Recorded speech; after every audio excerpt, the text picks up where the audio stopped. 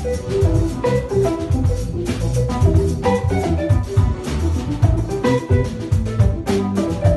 ora whanau, Tristan here. Just doing a little video for my Arts and Residence page. And I just thought I'd talk to you a little bit about a project which I did in June. So it was called Imaginary Band, and the idea was to create bands that didn't exist yet, get musicians to come and play an imaginary band with an imaginary genre and an imaginary set. And so somehow I managed to convince some musicians to show up, and we were performing at the Incubator Creative Hub's Jam Factory, who have just been really lovely and supportive of this whole project. But the idea was really to say, well, what types of music are not yet happening? And sort of, I guess, in a kind of a defiance against the last 2 years of being locked inside, the idea was just, we don't need to practice, we don't need to prepare, let's just go out and make something, be creative, and see what happens. I use the metaphor of, how do you get al dente spaghetti? Is you just kind of chuck it against the fridge, and if it sticks, then it's good, and that's al dente. And if it doesn't work, that's okay too. It's, only a couple of hours of our life. But basically we were doing about an hour and a half's music a week. And we had a variety of different creative cues or starting points. But I was over the month, we managed to have 3 sessions. There was one week which was the Tauranga Jazz Festival and competitions, so it felt like improvised music was already well and truly healthy on that one week, so we backed off from that, and that was wonderful. But and that was actually really a great festival to go along to, despite all of the pandemic restrictions that had sort of meant that everything had to get shifted and all that.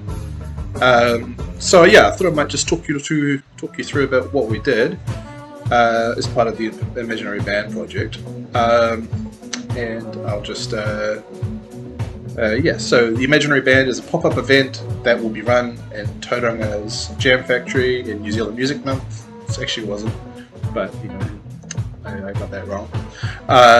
The project will be initiated and coordinated by myself and in partnership with Creative Hub. And the purpose of the project is to open Tauranga to a wider range of musics and encourage local musicians to take creative risks. The project is in part influenced by startup culture, which encourages iteration, experimentation, and audience feedback as part of the design process. So it's definitely influenced by being part of a startup weekend last year, and that was really lovely. 50 something hours to get together a business proposal or a thing that could exist in the real world. And this last June has been kind of an interesting experiment with just seeing what could happen, what are some sounds which we hadn't tried before, and what's some unlikely things which you'd probably be pretty sure not to work. For example, the last iteration was called Low Standards, and the challenge there was to essentially have a whole heap of low-pitched instruments. We had some bass, baritone or sort of octave guitar, and some low saxophone sounds and drums, and it was bass drum, obviously. And there's some issues about putting lots and lots of low pitches together, but I think there were some golden moments despite all of those issues, and it's been really interesting. I've just been reflecting and trying to get a lot of my ideas down onto digital paper, and reflect about what have I learned about the process of improvisation, what are some of the tools that you can use in order to generate improvisations that sound coherent from the outside as a listener, and what are the postures or the attitudes that the improvisers as individuals need to have in order to collaborate and contribute to the benefit of the whole.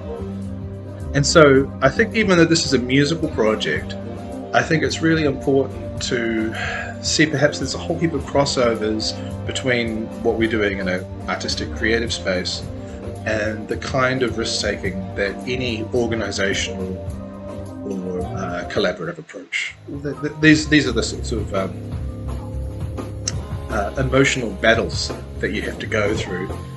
One of them is the fear of doing the wrong thing. One is nothing's happening, I need to do something, rather than wait and find out what could happen. Like if you leave space, or if you're perhaps if you're uncomfortable with leaving space, you could be depriving other people of an opportunity to contribute something.